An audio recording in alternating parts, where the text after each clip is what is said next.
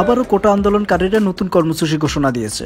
আগামী 24 ঘন্টার মধ্যে প্ল্যাটফর্মটির সমন্বয়ক নাহিদ ইসলাম, আসিফ মাহমুদ, আবু বাকের মজুমদার ও ডাকসুর সাবেক সমাজসেবা সম্পাদক আক্তার হোসেনকে মুক্তির দাবি জানিয়েছে তারা।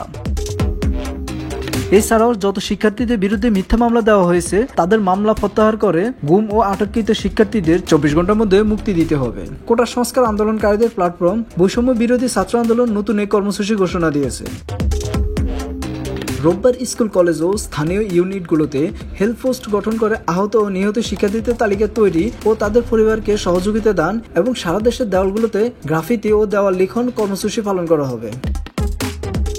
শনিবার রাত 8টায় অনলাইন প্ল্যাটফর্মে এক সংবাদ সম্মেলনে এসব কর্মসূচি ঘোষণা করে আন্দোলনকারীরা। আন্দোলন কর্মসূচি ঘোষণা করে বৈষম্য বিরোধী ছাত্র আন্দোলনের অন্যতম সমন্বয়ক আব্দুল হান্নান মাসুদ। এই সময় আরও যুক্ত ছিলেন অন্যতম সমন্বয়ক মাহিন সরকার ও সহ সমন্বয়ক রিফাত রশিদ।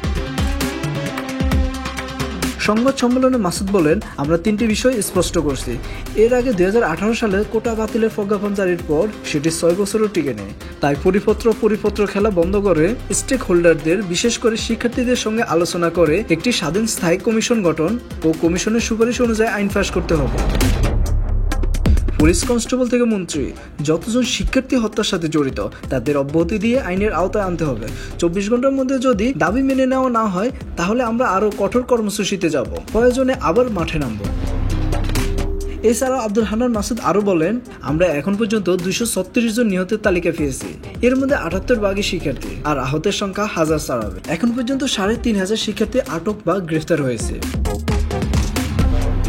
বাসায় বাসায় গিয়ে অনেক শিক্ষার্থীদের তুলে নেওয়া হয়েছে।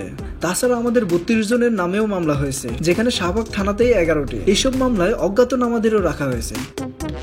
তিনি আরো বলেন, আমরা আন্তর্জাতিক রাষ্ট্র ও মানবাধিকার সংগঠনগুলোকে বলছি, বাংলাদেশের শিক্ষার্থীরা ভালো নেই, অনেকেই আটক, অনেকে বাসা ছাড়া।